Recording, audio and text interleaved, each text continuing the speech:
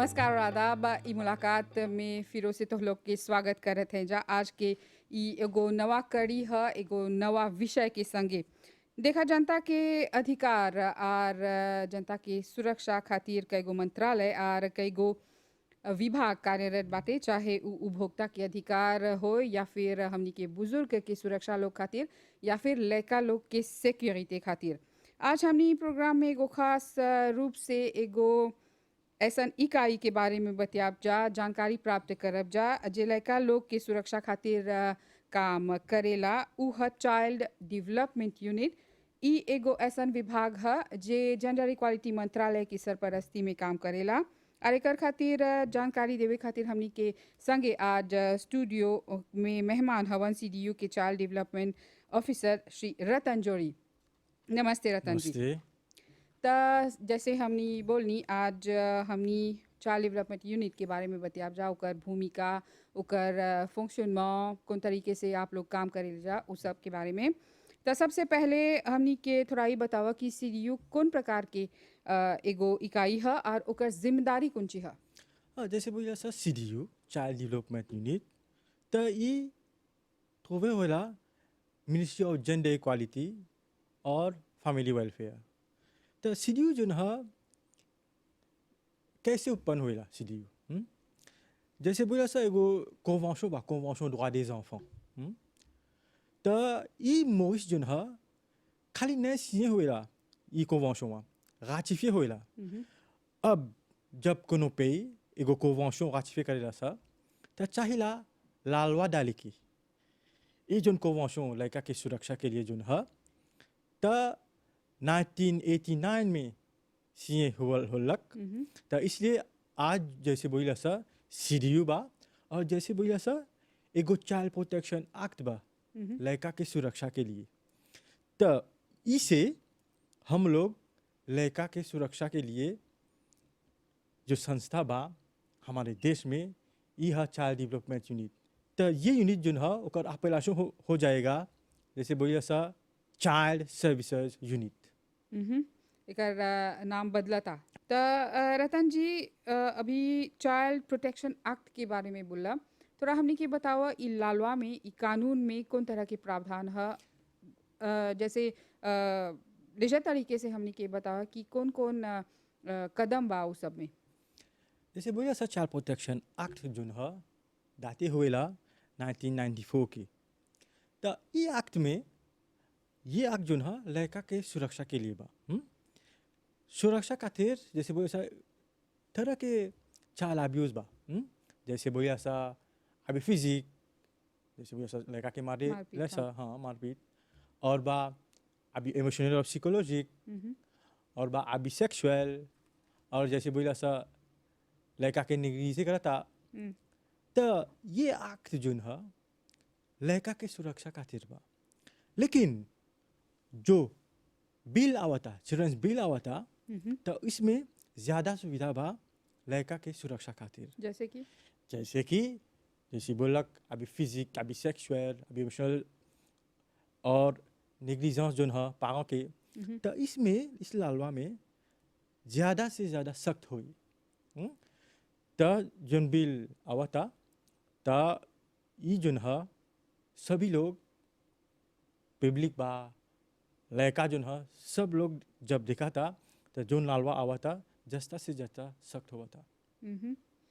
तो रतन जी हमने के बताया कि कौन कौन प्रकार के CDU में कौन कौन प्रकार की शिकायत दर्ज होइला, मतलब लड़का लोग की मारपीट तो लोग कौन कौन प्रकार के मामला दर्ज करे लगा। जैसे मैंने बोला अभी फिजिक जो है लड़का के मार पड़ा था माना जाके एगो लड़का मार पड़ा था घर पे। तो ऐसे काम में हमारा जो ऑफिसर बा CDU ऑफिसर जो है तो घर जाइला सा। लेकिन घर जाने से पहले हम लाकू जाइला सा एगो इमरजेंसी प्रोटेक्शन ऑर्डर निकाले खातिर तब जाइला सा लड़का के घर पर।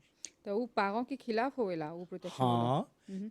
तो हम लोग बिना ये जो इमरजेंसी प्रोटेक्शन ऑर्डर बा इस बिना इस ऑर्डर से घर पर नहीं जा सकती। अच्छा। तो इसलिए ये ऑर्डर निकाली ला सा, तब लड़का के देखी ला सा। अगर जैसे बोली जैसा अभी फिजिक बा, एगो जैसे बोलिया सा एगो मौक बा लड़का पर, तो हम लोग लड़का के निकाल कर पुलिस स्टेशन जाइला सा, उसके बाद लुपिताल जाइला सा, और उसके बाद लड़का की सुरक्षा खातिर शेल्टर में डालिला सा। तो ये प्रोसीजर ऐसे बा हैं? और अगर जैसे प्रॉब्लम इमोशनल साइकोलॉजिक बा, तो क्या करी जा सा, पहाड़ लोग के लड़का संगे एगो साइकोलॉग की सुविधा बा। अच्छा। जोन साइकोलॉग बा काउंसलिंग करता, एडवाइस देवेला सा, कैसे पाँव के कंपोते करे के घरे पर, लड़का के कैसे कंपोते करे के घर पर। तब बाद में देखिला सा कि एगो पॉजिटिव चेंज आवता परिवार में, सभी लोग में, माँ बाप संगे लड़का संगे। तो ऐसी सुविधा बा चाइल्ड डेवलपमेंट यूनिट में। रतन जी, हमने के एगो बात बताइए कि मान ला घर पे कोनो लड़का मूवी कर ले बाते, कुछ कर ले बा, तो ओकर माँ बाप ओकरा एगो थप्पड़ मारी या कुछ मारपीट करी, तो उ भी अभी फिजिक में आवेला। हाँ, अभी फिजिक में आवेला सा, क्योंकि लालवा में बा चाहे लड़का के नहीं मारे की। ये लड़का जोन है अगर मूवी करता, तो चाहेला सीडीयू के कॉन्टैक्ट करके हमारी जोन हॉटलाइन बा 113 पर फोन करके, तब हम लोग जोन सीडीयू से जोन है वो अपॉइंटमेंट देवेला सा साइकोलॉग संगे। अच्छा। तब साइकोलॉग जोन है जैसे बोला सा एडवाइस देवेला, काउंसलिंग करता परिवार संगे लड़का संगे। तब बाद में देखिला सा लड़का जोन है और पाँव जोन है सब खुशी से रही रहा सा घर पर। तो मान ला कोनो भी मामला में हाथ नहीं चाहेला उठाए के। हाँ, ये कानून में बा, आँख में बा, चाइल्ड प्रोटेक्शन आँख में बा। हाँ। चाहेला लड़का के नहीं मारे की। तो मान ला स्कूल में अध्यापक मतलब कोनो चीज़ सिखावता और लड़का नहीं सुनता, तो वो मामला में अगर अध्यापक मार दिलक तो कौन छिया? नहीं, ये अध्यापक संगे भी सीडीयू जो है कैंपेन करेला सा, अध्यापक से बातचीत करेला सा, चाहे लड़का के नहीं मारे के। अगर कोनो भी केस बा, जैसे अगर लड़का स्कूल में मिसबिहेव करता हैं, ओकर कंपोर्टमेंट नहीं अच्छा बा, तो चाहेला सीडीयू के रेफर करके। अच्छा। एगो प्रोटोकॉल बा है मिनिस्ट्री एजुकेशन संगे और हमारा मिनिस्ट्री जो है सीडीयू, तो जोन लड़का और मिनिस्ट्री एजुकेशन में भी साइकोलॉग बा। अच्छा। चाहेला ये ऐसे का लोग के रेफर करके साइकोलॉग संगे, तब जोन साइकोलॉग बा अगर काउंसलिंग और एडवाइस सुने के और प्राचिक में डाले के, तब एगो अच्छा चेंज आवेला लड़का संगे और पागा संगे। रतन जी, हाल में हमनी एगो बड़ा का देखनी सा मोइस में जे काफ़ी झकझोर के रखले बा सितियानुस्का में जो लड़का के संगे एगो ज्यादती होल बा। तो मान ला लड़का लोग पर जोन भी ज्यादती होएला ओकरा ओकर रोकथाम खातिर तो लोग के कौन प्रकार के प्रिवेंशन के मेजर बाटे? हाँ, जैसे सीडीयू में हम लोग जो कैंपेन करीला सा, प्रिवेंशन करीला सा, तो ये चारों कोने देश में करीला सा। जैसे हम लोग स्कूल में जाइला सा, लड़का से बातचीत करता सा, खाली ओकर दुआ पर नहीं, ओकर रिस्पांसिबिलिटी के बारे में भी, और साथ कम्युनिटी में, साथ सोशल में, और जैसे बोली जैसा साथ डिफाम में, साथ जेनिस में। तो सभी मॉरिशस में हम लोग जाते हैं, कैंपेन करीला सा लड़का के सुरक्षा के बारे में, और बोला सा अगर कोनो भी काबा, जैसे बोला सा section 11 child protection act section 11 में बा कि अगर कोई काबा और किसी ने रापोते नहीं करीला सा, तो वही भी कॉम्प्लिस बा। तो चाहेला काके रापोते करे के, ताकि हम लोग लड़का के पोते से कर सके। तो ई रहल जागरूकता के बारे में। और मतलब मान ला कोनो केस आलबा तो लोग हिया कि लड़का लोग पर कोनो ज्यादती होल बा या फिर त मतलब तू बोलला कि तू लोग घर पर जाला जा ओकर छानबीन ई सब करके फिर लड़का के शेल्टर में भेजल जाला। त ओकर बाद ओकर फॉलो अप कौन ची हा? हाँ, ओकर बाद जो ना एगो यूनिट बा जैसे बोलिया सा एसीयू है, अल्टरनेटिव किया यूनिट है। त ई जो ना जो यूनिट जो ना जब लड़का शेल्टर में बा, मान जा एगो लड़का शेल्टर में बा और ओकर फामी जैसे एगो फुफू या एगो चाचा लड़का को लेने चाहे था, तो चाहेला ओकर लेके लाकू में जाएला सा। अच्छा। जोन एसीयू जोन है पाँव के लेके लाकू में जाइला सा और मजिस्ट्रेट जोन है एक रिपोर्ट मांगेला सा सीडीयू संगे एगो कापोसिको लोग एगो प्रोबेशन रिपोर्ट जैसे बोलिला सा। तो उसके बारे में छानबीन के बाद कापो के बाद तब मजिस्ट्रेट डिसीजन होइला सा अगर लड़का चाचा संगे जाएला या पप्पू संगे तो ऐसे होइला सा। एक दूसरा जोन है लड़का लोग जैसे बोलिया सा एगो सुविधा बा फामी डाके जैसे बोलिया सा फोस्टर केयर, तो एगो फामी में इंटरेस्ट हो सकता है। और बा इंस्टीट्यूशन लड़का जो है एगो इंस्टीट्यूशन में जाएला सा जैसे बोलिया सा SOS चिल्ड्रंस विलेज। अच्छा। तो ये लड़का जो शेल्टर में बा वहाँ पर भी जा सकता है SOS चिल्ड्रंस विलेज। तो ये सब सुविधा बा है क्योंकि हम लोग जानते हैं एक लड़का चाहेला एगो परिवार में रहे की, इसलिए एगो प्रोजेक्ट बा फोस्टर केयर जैसे वैसा फामी डाके जो है एगो सुविधा बा चाहेला लड़का एगो परिवार में रहे के क्योंकि एगो परिवार में वो सुखी रह सकता है। हाँ ये बात तो है।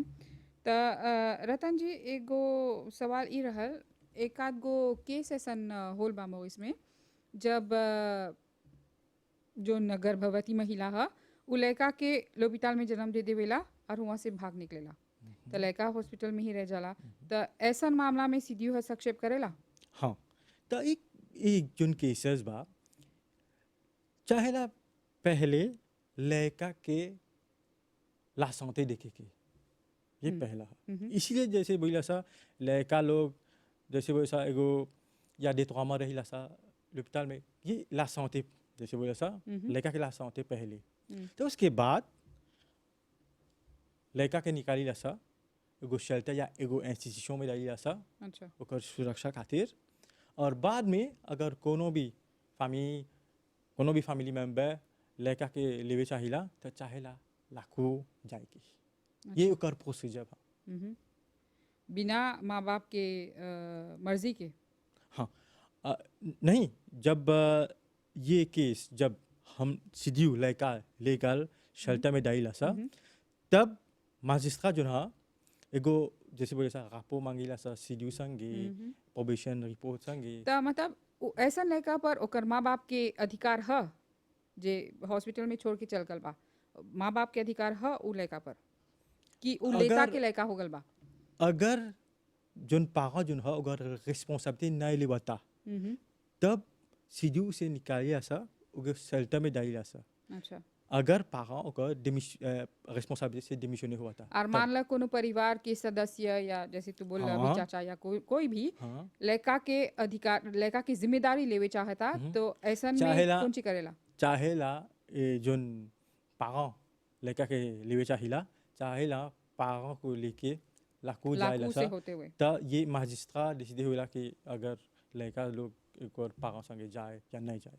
हाँ, तो एगो चीज आर बार रतन जी एक आर बार हमनी देखी लजा कि लड़का लोग खेल खेल में स्कूल में आपस में झगड़ा हो जाला या फिर हो जाला तो उ भी एगो मामला है जो तोहर यूनिट में आवेला। ऐसे का बा सीडीयू में और हम लोग भी जैसे बोला सा ब्रिगेड डिमिनियर संगे हम लोग काम करते हैं तो ऐसे भी सुविधा बा।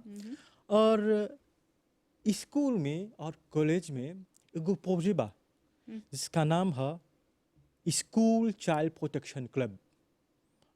अभी 50 स्कूल और कॉलेज में बा अच्छा। और सभी में ऐसे सुविधा आवा था। मम्म, तो ये क्या है स्कूल चाइल्ड प्रोटेक्शन क्लब, इसमें जैसे बोली जैसा टीचर बा, लड़का बा, सीडी ऑफिसर बा, मम्म, और जैसे बोली जैसा अटेंडेंट, जैसे बोली सा क्रियोल में प्योलिकल, तो ये सब बा कमिटे का रहता सा, जैसे वो या एक महीना में या 2 महीना में कमिटे का जैसा स्कूल में कॉलेज में। मम्म, और कोनो भी प्रॉब्लम बा स्कूल में, तो हम लोग कमिटे का जैसा सॉल्यूशन जैसे बोलिए सा प्रपोज कर जैसा, ताकि जो प्रॉब्लम बा लड़का खातिर ओकर ओकर सॉल्यूशन आवे जैसा, चाहे लड़का के ठीक रहे के स्कूल में या कॉलेज में, ताकि वो अपन एजुकेशन में जैसे बोले ऐसा ध्यान देवे के। तो तू लोग स्कूल में भी अपन सिपो देवे ला जा। हाँ। मम्म। एगो सवाल यही रहा रतन जी, हमने के बताओ कि एगो शेटर में जब एगो लेका चल जाला तो वो कितना बरिस ले, कितना लाज ले उधर रह सकेला। लेकिन ऐसा जो शेल्टर जो है टोपोया बा, मम्म, जैसे मैंने बोला पहले, एगो फैमिली मेंबर लड़का के ले सकता है, हाँ। फैमिली डाके जैसे वैसा फोस्टर केयर, ये भी सुविधा बा। और जे ये सब नहीं होल बात। नहीं, इसमें एक ज़रूर होला, अच्छा। क्योंकि कोनो भी लड़का जैसे वैसा मार्जे तक 18 इयर्स तक शेल्टर में नहीं रहेला। अच्छा। इससे पहले या वो किसी परिवार में या किसी फैमिली डाके में या किसी इंस्टीट्यूशन में जाएगा सा। मम्म। और बहुत बार हमने देखी ला जा कि माँ बाप या फिर माँ बाप के निधन हो जाला, या फिर माँ बाप कहीं कैद में चल जाला, या फिर ड्रग एडिक्ट्स लोग कई गो ऐसन केस बाटे कि हाँ। दोनों ड्रग एडिक्ट्स हवन जा। मम्म। तो लड़का के कौन देखेला। हाँ, अगर कोनो या कोई परिवार लड़का के नहीं लेवता, तो सीधू जन हाँ लड़का ओकर के जिम्मेदारी लेवेला। लेवेला सा। आपने एक बात बोला जैसे परिवार में जैसे माँ बाप में जैसे प्रॉब्लम होएला सा, हाँ। जैसे बोलिए सा डाइवोर्स के बारे में, सेपरेशन के बारे में, हाँ। तो ये ठीक नहीं है लड़का खातिर है। क्या हुआ था आजकल देखिला सा, जब माँ बाप सेपरेट हुआ था, डाइवोर्स हुआ था, तो एक मेंबर को माना जाके माँ को एगो कस्टडी और चार्ज मिला सा, और बाप को वीकेंड में लड़का के दिखा था। तो का जब लड़का माँ के संगे बा, माँ लड़का के बोलेला तोर बाप ऐसा नहीं है, वो अच्छा नहीं है, तो लाते मोहते कर जैसे ब्रेन वॉश जैसे बोला सा, ये ठीक नहीं है। और जब लड़का बाप वीकेंड में आवा था, बाप लोग भी बोला तोर माँ अच्छा नहीं है, ब्रेन वॉश करता माँ के बारे में। तो ऐसे में कैसे लड़का अपन एजुकेशन में ध्यान दे सकता है, तो ये ठीक नहीं है।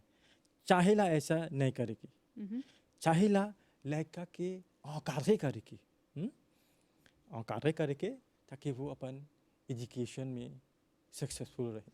माना तो लोग के कोनो शिकायत मिलल बा ज्यादती के, अभी फिजिक के या इस सब के, तो लड़का के बारे में तू बतैला कौन कौन प्रकार की प्रक्रिया तो लोग करेला जा औपचारिकता, तो माँ बाप के लेके कोनो प्रकार के तू लोग हाँ। फॉलोअप करेला जा।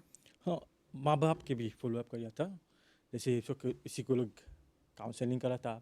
लेकिन एगो प्रोजेक्ट बा है, एगो प्रोजेक्ट बा जैसे बोला सा अटेलिए पौताज पारा, ई कहा हम पारा संगे भी काउंसलिंग बातचीत करके, जैसे रात में हम लोग सोशल या साउथ कम्युनिटी में जाइला सा, तो पारा आइला, साइकोलॉग भी बा, ऑफिस सीडी भी बा, तो पारा संगे बातचीत करिया सा, कोनो भी प्रॉब्लम बा बोले के, तो जैसे सेंसिटाइजेशन जैसे बोला सा कहिला सा चाइल्ड अब्यूज़ के बारे में, तो ये हम लोग ऑर्गेनाइज कर था सारे साउथ सोशल वेलफेयर में और सारे साउथ कम्युनिटी में।